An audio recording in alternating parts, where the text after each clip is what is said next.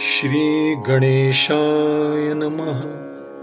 श्री सरस्वती नमः। श्री गुरुभ्यो नमः। श्री दत्तात्रेयाय नमः। श्री रुक्मिणी पांडुरंगाभ्यां नमः।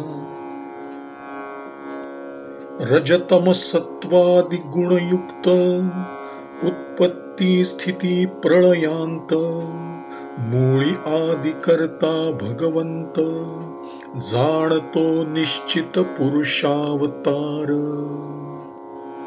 उत्पत्ती स्थिती आणि प्रलय या प्रसंगी जो रज सत्व आणि तम या गुणांनी युक्त होतो तोच आदिकर्ता भगवंत पुरुषावतार आहे असे तू जाण। सत्वादी त्रिगुणावस्था उत्पत्ती स्थिती लय करता तेहि गुणावतार कथा ऐक नृपनाथा सांगेन। राजा, सत्वादी त्रिगुणावस्थेने तोच उत्पत्ती स्थिती आणि लय करता होतो। हीच गुणावतार कथा मी आता तुला सांगतो। तोची आदिकल्पी उत्पत्ती रजोगुणे राजसा शक्ती स्वये झाला शतधृती ब्रह्मा म्हणती जयाते। प्रथम कल्पात रजोगुणाने राजसी शक्ती धारण करून सृष्टीसाठी तो स्वतः शतधृती झाला, त्याला ब्रह्मा म्हणतात। एवं ब्रह्मरूपे उत्पत्ती सृजिता झाला राजसा शक्ती तेथे प्रतिपाळावया स्वधर्म स्थिती सत्वगुणे निश्चिती श्री विष्णू जाहला। तो आपल्या राजस शक्तीने सृष्टीकर्ता बनला। त्या सृष्टीचे आणि स्वधर्म स्थितीचे परिपालन करण्यासाठी सत्वगुणाने तोच श्री विष्णू झाला। तो द्विज धर्म प्रतिपाळणू यज्ञ भोक्ता श्री विष्णू देखता धर्माचा अवगुणू अवतरे नारायणू नानावतारी। तो द्विजधर्माचा पालक आणि यज्ञ भोक्ता श्री विष्णू धर्माचा ऱ्हास झाला आहे असे पाहताच अनेक अवतार घेऊन भूलोकी येतो आणि धर्माची स्थापना करतो। तोचिये सृष्टीचे प्रांती तमोगुणे तामसा शक्ती स्वये जाहला रुद्रमूर्ती सकळ कल्पांती निर्दाळितू। सृष्टीचा नियतकाल संपला असता तामस शक्तीने स्वतः रुद्रमूर्ती होऊन कल्पांती संहार करतो। जो शेताची पेरणी करी तोची राखे देखे सोकरी तोची वाळली यावरी संवगणी करी सर्वांची।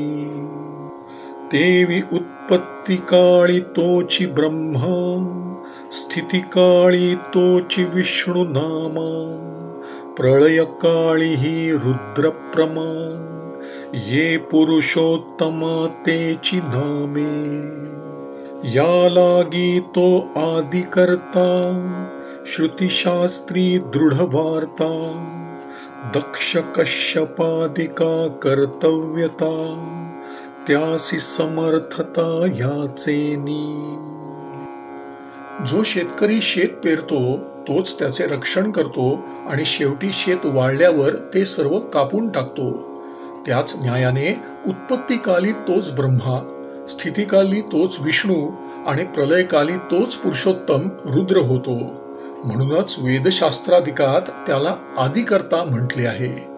दक्ष कश्यप इत्यादी प्रजापतींना याच्याच सामर्थ्याने प्रजाकर्तृत्व आहे।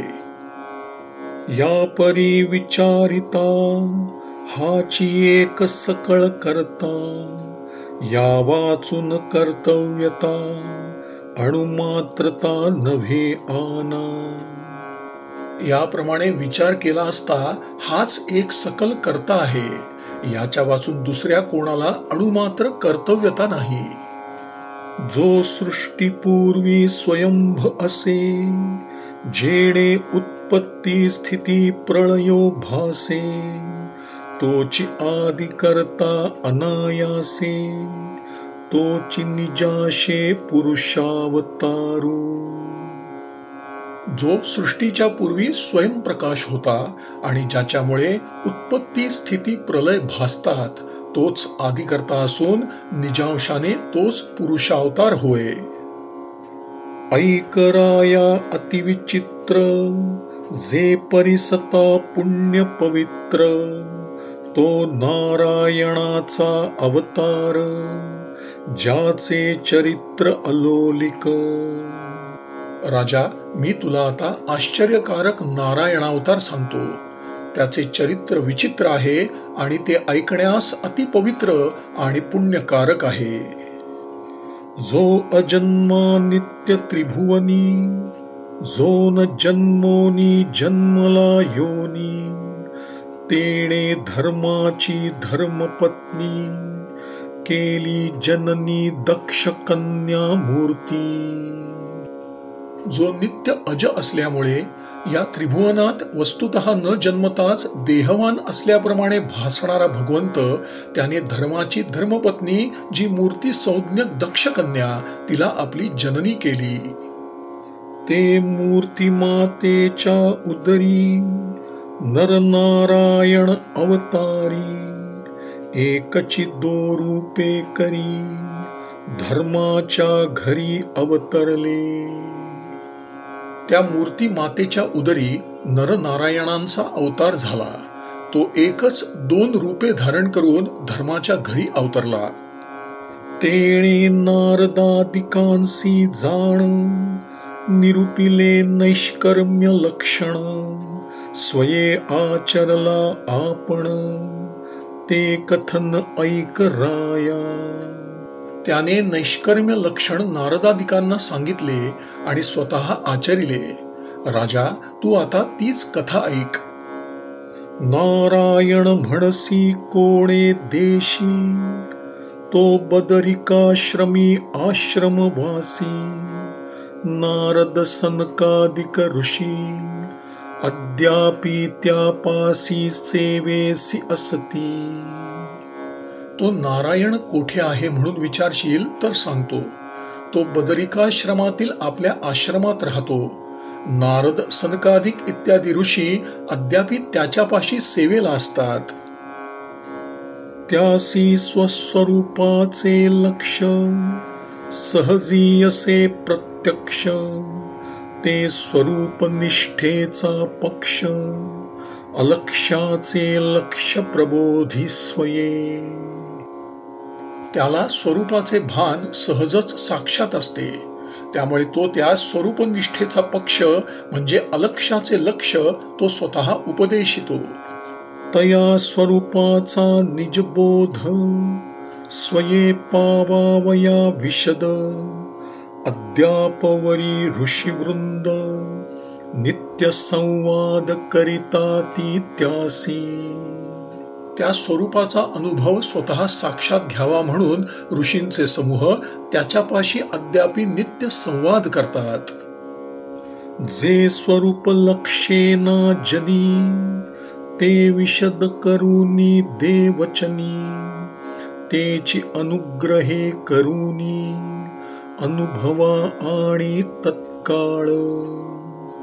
जे स्वरूप व्यवहारात कोणाच्याही प्रत्ययास येत नाही, तेच तो आपल्या वचनांनी विशद करून सांगतो आणि अनुग्रहाने तत्काल अनुभवास आणून देतो. ज्ञाते बहुसाल ऋषीश्वर, त्या माझी नारायण अवतार, तेथ वर्तले जे चरित्र, अतिविचित्र ऐक राया. ज्ञानवंत ऋषीश्वर पुष्कळ आहेत, त्यातीलच एक हा नारायण अवतार आहे. त्या अवतारात जे अतिविचित्र चरित्र घडले ते तू ऐक. ऐसा नारायणाचा प्रताप, देखोनी निष्ठा दृढ तप, तेणे इंद्रासी आला कंप, म्हणे स्वर्ग निष्पाप घेईल माझा. असा नारायणाचा प्रताप, निष्ठा आणि दृढ तप पाहून इंद्राला कंप सुटला. तो म्हणाला, हा निष्पाप नारायण माझा स्वर्ग घेईल. त्याचे तप देखोनी परम, म्हणे गेले गेले स्वर्गधाम. इंद्रे कोपे प्रेरिला काम, अप्सरा संभ्रम समवेत. त्याचे ते दुष्कर तप पाहून गेले गेले माझे स्वर्गस्थान गेले असे त्याला वाटले आणि कोपाने अप्सरांच्या समूहासह त्याने कामाला प्रेरणा केली. काम समवेत अप्सरा, सवे वसंत ही दुसरा.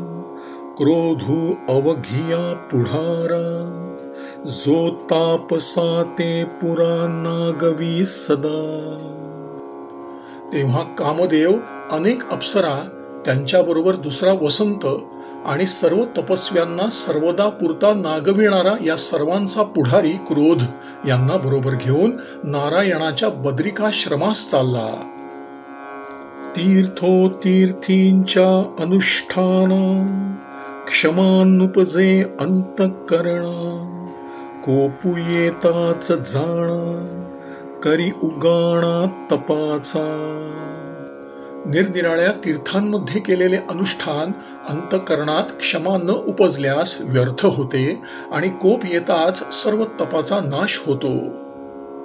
क्रोधू तापसांचा उघड वैरी, तापसा नागवी नाना परी.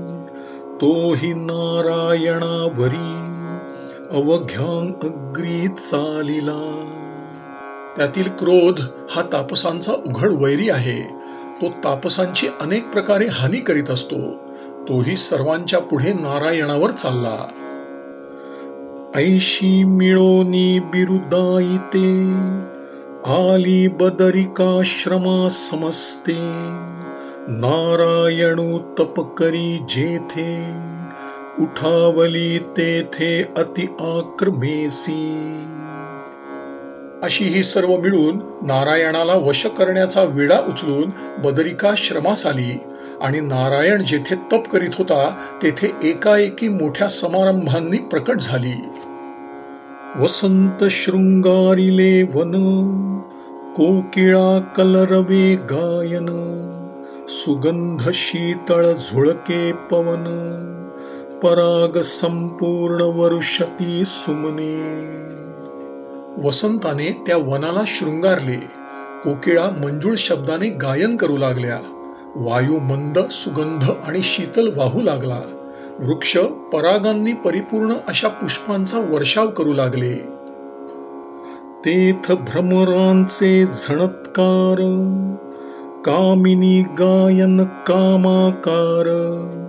हाव भाव कटाक्ष विकार, काम संचार चेतविती. तेथे भ्रमरांचा गुंजारव ऐकू येऊ लागला. अप्सरा कामोद्दीपक गायन करू लागल्या. हावभाव आणि नेत्रकटाक्ष यांनी त्या कामविकारांना उद्दीपित करू लागल्या. नभेची कामिनी कामबाधा, पराक्रमून चलेची क्रोधा.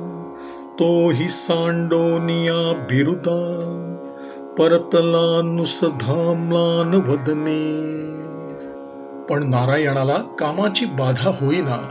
त्याच्या पुढे क्रोधाचाही काही पराक्रम चालेना. म्हणून तो क्रोध म्लान मुख होऊन आणि आपले बिरुद सोडून मुकाट्याने परतला. मग मदने मांडूनिया ठाण, विधिकामिनी कटाक्ष बाण. तेणे घाये नारायण, अणुप्रमाणन दंडळेची. तेव्हा मदनाने वीरासन ठोकून नारायणाला कामिनी कटाक्षरूप बाणांनी वेध केला. पण तो मुनी त्या बाणांच्या घावाने मनात यत्किंचितही डळमळला नाही. शस्त्रे तोडिता आकाशासी, आकाश स्वये सावकाशी. तेवी कामे छळिता नारायणासी, तो निज संतोषी निर्द्वंद्व. शस्त्राने आकाशाला तोडू लागले असता त्याचा अवकाश जसा अविच्छिन्न राहतो त्याचा छेद होत नाही, त्याप्रमाणे कामाने नारायणाला असे परोपरीने छळले असताही तो आपल्या आत्मसंतोषात निर्विकार स्थिर राहिला. आज्ञा निज तेज सत्ता अग्नि तेज प्राशु जाता, तोंड जळे चवी चाखिता, तेवी कामिनी कामता नारायण दृष्टी. एखादा मनुष्य अभिमानाने स्वतः अग्नीला खाऊ लागल्यास त्याचे तोंड जसे जळते, त्याप्रमाणे नारायणाच्या दृष्टीने कामिनींची कामना होरपळून गेली. नेणता नारायण महिमे, धावुनी घाला घातला कामे, तेव्हा अवघीच पराक्रमे, स्वनिंद्य धर्मे लाजली. नारायणाचा महिमा न जाणता कामाने त्याच्यावर धावून घाला घातला, पण तो आणि त्याचा परिवार या सर्वांचे पराक्रम फुकट गेल्यामुळे आपल्या निंद्य कर्मांनी ते सर्व मनातल्या मनात लाजले. तेथ अवघी झाली परांगमुखे, पाठमोरी निघाली अधोमुखे, तेव्हा त्यांची गती निश्शेखे, नारायण देखे खुंटिली. आणि सर्व परिवारासह काम खाली मान घालून परतला. ती सर्व इंद्राकडे जाऊ लागली, पण नारायणाने त्यांची गती कुंठित केली. इंद्रिय नियंता नारायण, नेणोनी छळू गोली आपण, त्या पुढोनी पुनरागमन, सर्वथा जाण करवेना. नारायण हा सर्व इंद्रियांचा नियंता आहे हे न जाणून ती सर्व त्याला छळावयास त्याच्या पुढे आपण होऊन गेली, पण तेथून परत फिरण्याचे मात्र त्यांच्या स्वाधीन राहिले नाही. मागे न निघवे निश्चिते, ऐसे जाणोनी समजते, थोर गजबजिली तेथे, भयचकिते व्याकुळे. आपल्याला स्वस्थानी परत जाता येत नाही असे जाणून ती सर्व अतिशय गडबडली आणि मनात आश्चर्यचकित होऊन भयाने व्याकुळ झाली. जाणोनी नारायण प्रताप, आता कोपून देईल शाप, येणे धाके म्लान रूप, अतिसकंप भयभीते. नारायणाचा प्रताप त्यांना कळलेला असल्यामुळे हा आपल्याला रागावून शाप देईल या भीतीने त्यांची मुखे कोमेजली, शरीरे कापू लागली. ऐशी देखोनी त्यांची स्थिती, कृपेने तुष्टला कृपामूर्ती, अणुमात्र कोपून नये चित्ती, अभिनव शांती नारायणाची. तेव्हा त्यांची ही अवस्था पाहून कृपामूर्ती नारायणाला त्यांची दया आली. त्याच्या मनात त्यांच्याविषयी अणुमात्रही क्रोध आला नाही, उलट तो त्यांच्यावर संतुष्ट झाला. खरोखर त्याची शांती अपूर्व होती. इंद्रे केला अपराध, तरी नारायणासी न येची क्रोध, बापू निज शांती अगाध, नमनी विरुद्ध कामादिकांचे. इंद्राने जरी अपराध केला तरी नारायणाला क्रोध आला नाही. त्याची शांती मोठी विलक्षण खरी. त्याने आपल्या मनात कामादिकांचे अनिष्ट चिंतिले नाही. नयेची कामादिकांवरी कोप, इंद्रासही नेदीच शाप, नारायणाच्या ठाई अल्प, कदा विकल्प नुपजेची. त्याला कामादिकांचा क्रोध आला नाही आणि त्याने इंद्रालाही शाप दिला नाही. त्याच्या मनात यत्किंचितही विकल्प आला नाही. अपकार्यावरी जो कोपला, तो तत्काळ कोपे नागविला, अपकार्या जेणे उपकार केला, तोची दादुला परमार्थी. अपकार करणाऱ्यांवर जो रागावतो त्याचा तात्काळ नाश होतो, पण अपकार करणारावर जो उपकार करतो तोच परमार्थामध्ये समर्थ होय. अपकार्या उपकार करीती त्याचे नाव गा परम शांती. ते शांतीची निजस्थिती दावी लोकांप्रती आचरोनी. आपल्या शत्रूंवरही उपकार करणे यालाच परमशांती म्हणतात. नारायण तीच परमशांती लोकांना स्वतः आचरून दाखविता झाला. भयभीत कामादिक अप्सरागण साशंक त्या ते अभयदाने सुख देऊनिया देख नारायण बोले. काम, क्रोध आणि अप्सरा ही सर्व मनात साशंक आणि भयभीत झाली होती. त्यास अभयदानाने सुखी करून तो म्हणाला, अहो काम वसंतादिक स्वामी कृपा करुनी आले ती तुम्ही. तुमचे निपदाभिगमी आश्रम भूमी पुनीत झाली. तुमचे झालिया आगमन अवश्य करावे आम्ही पूजन. हेची आमुचे अनुष्ठान काही बलिदान अंगीकारा माझे. अवो अप्सरा देवकांता तुम्ही भेवो नका सर्वथा. येथ आलिया समस्ता पूज्य सर्वथा तुम्ही मज.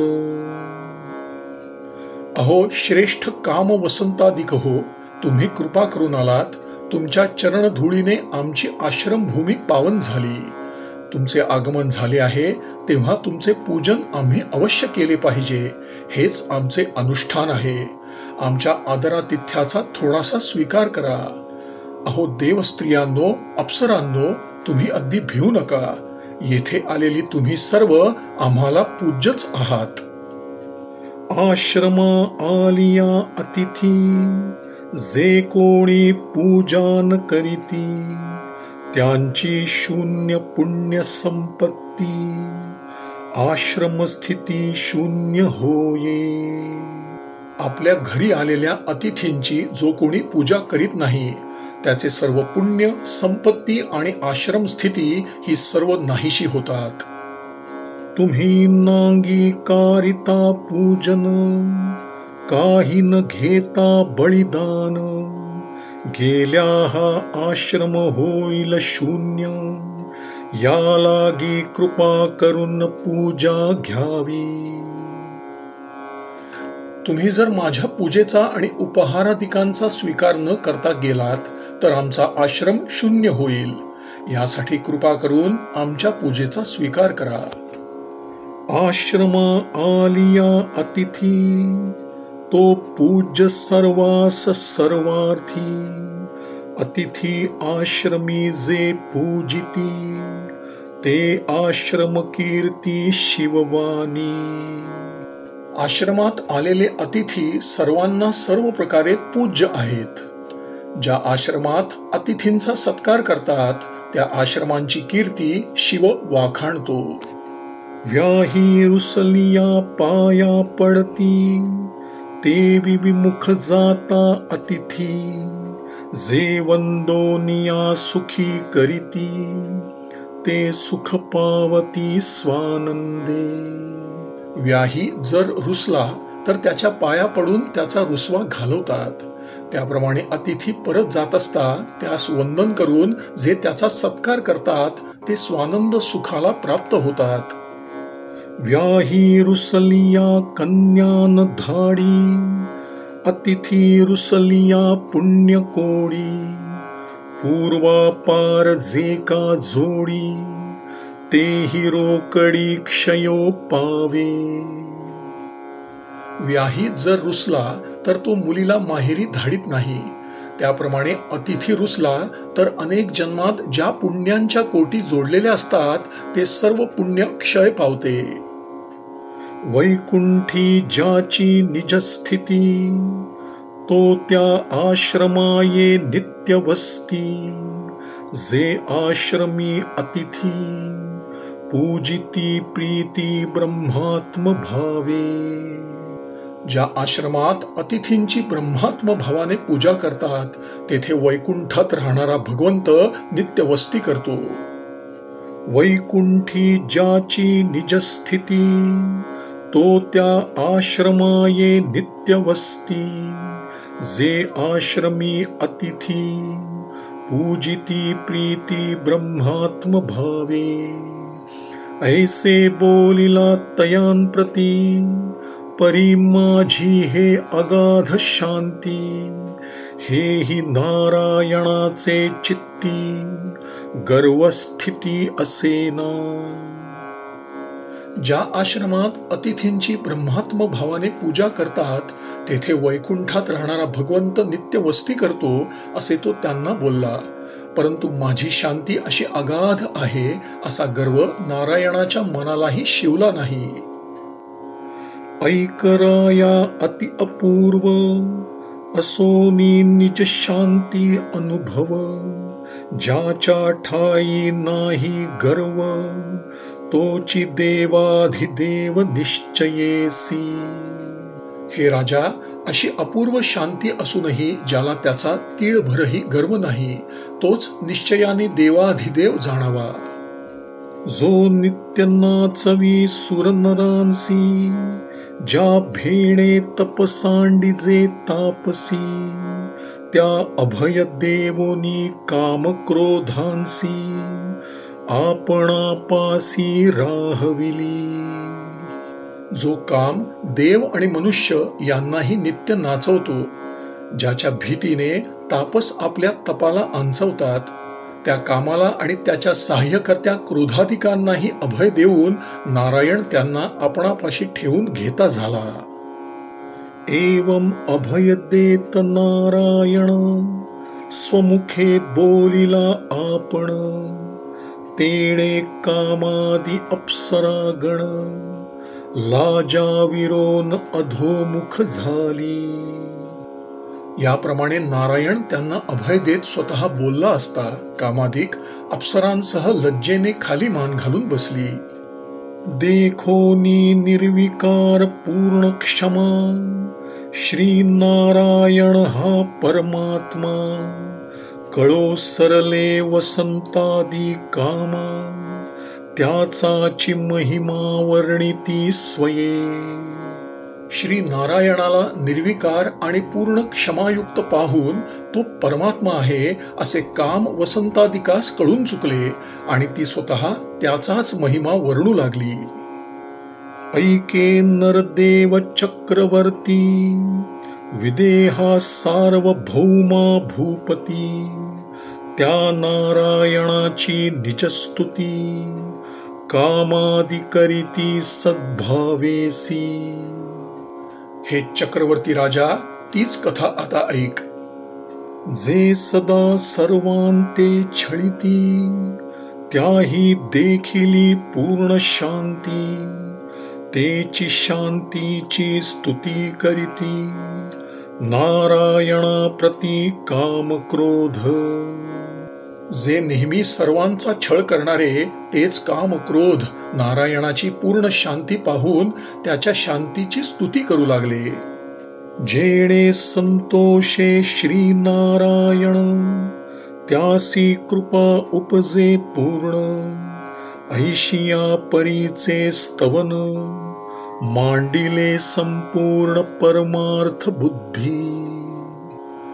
ज्या योगे नारायण संतुष्ट होईल आणि त्याच्या मनात पूर्ण कृपा उत्पन्न होईल अशा प्रकारचे स्तवन त्यांनी परमात्म बुद्धीने आरंभिले. जय जय देवाधिदेवा तुझिया अविकार भावा. पाहता न देखो जी सर्वा देवा मानवा माझारी. हे देवाधिदेवा, तुझा जय जयकार असो. तुझा हा निर्विकार भाव सर्व देव आणि मानव यातील कोणामध्येच दिसत नाही. मज कामाचे निघाये ब्रह्मा कन्येसी धरू जाये. पराशरा केले काये भोगिली पाहे दिवा दुर्गंधा. मी जो काम त्या माझ्या व्यथेने ब्रह्मा आपल्या कन्येला धरावयास गेला, पराशराने दुर्गंधयुक्त मत्स्यगंधेचा दिवसा उपभोग घेतला. जाते योगी वंदिती मुगुटी, जो तापसान माझी धुर्जटी, तो शिवू लागे मोहिनी पाठी, फिटोनी लंगोटी वीर्य द्रवले. अहो, ज्याच्या चरणांवर योगी लोटांगणे घालतात आणि जो सर्व तपस्व्यांमध्ये श्रेष्ठ, तो शंकरही जेव्हा मोहिनीच्या मागे लागला तेव्हा त्याची कशी त्रेधा उडाली हे पुराणात प्रसिद्धच आहे. विष्णू वृंदेच्या श्मशानी, धरणे बैसे विषय ग्लानी, अहल्येची काहणी वेदी पुराणी वर्णिजे. विष्णू विषयांसाठी व्याकुळ होऊन स्मशानात वृंदेसाठी धरणे धरून बसला. अहल्येची कहाणी तर वेदात आणि पुराणात प्रसिद्धच आहे. जो ब्रह्मचार्या माझी राजा, हनुमंतू मिरवी पैजा, तयास्तव मकर ध्वजा, संगे वीण वोजा जन्मविला म्या. ब्रह्मचार्यातील श्रेष्ठ हनुमान मोठ्या पैजा मारित होता, म्हणून मी त्याच्यापासून मकर ध्वजाला उत्पन्न करविले. कलंकिया केला चंद्र, भगांकित केला इंद्र, कपाटी घातला षण्मुख वीर, जो लाडका कुमर महेशाचा. चंद्राला कलंकित केले, इंद्राला भगांकित केले आणि शंकराचा जो लाडका पुत्र षडानन त्याला गुहेमध्ये बसवले. मज मन्मथाचा यावा, न साहवे देवा दानवा, मातेथ इतरा मानवा, कोण केवा साहावयासी. मज कामाचा पराक्रम देवांना आणि दानवांनाही सहन झाला नाही, तेथे मानवांची काय कथा. मज जाळिले महेशो, त्यासी म्या अनंगे केले पिसे, नवल धारिष्ट तुझ्या ऐसे, पाहता न दिसे तिही लोकी. महादेवाने मला जाळले, पण मी अंगरहित असूनही त्याला वेडे केले. तुझ्यासारखे आश्चर्यकारक धैर्य मला त्रैलोक्यातही कोठे दिसत नाही. त्या मज कामान सरते केले, शांतीचे कल्याण पाहले, हे तुवाची एके यश नेले, स्वभावा जिंकले निज शांती योगे. कारण अशा प्रभावशाली मज कामाचा तू पराभव केलास आणि शांतीचे कल्याण उदयास आले. खरोखर आपल्या शांतीने स्वभावताच कामाला जिंकले. तो मी न सरता केला काम, क्रोधा आणिला उपशम, वासनेचा संभ्रम, नित्य निर्भ्रमत्वा केला. असे हे यश तूच एकट्याने मिळवलेस. माझा पराभव करून तू क्रोधालाही शांत केलेस, वासनेचा मोहही तू कायमचा घालवलास. हे नारायणा तुझी निष्ठा, नये आणिका तपोनिष्ठा, केला अनुभवाचा चोहटा, शांतीचा मोठा सुकाळू केला. हे नारायणा, तुझी ही निष्ठा दुसऱ्या तपस्व्यांना साधत नाही. अनुभवाचा चव्हाटा करून तू शांतीचा मोठा सुकाळ केला आहेस. मागे तपस्वी वाखाणिले, म्हणती काम क्रोधा जिंकिले, त्यासीही आम्ही पूर्ण छळिले, ऐकते भले सांगेन. यापूर्वी लोकांकडून वाखाणले गेलेले अनेक तपस्वी झाले. त्यांनी काम क्रोधाला जिंकले असे म्हणतात, पण त्यांनाही आम्ही पुष्कळ छळले आहे. ती कथा आता ऐक. श्रीराम श्रीराम श्रीराम श्रीराम श्रीराम श्रीराम श्रीराम श्रीराम श्रीराम। श्री सद्गुरु चरणार्पणमस्तु।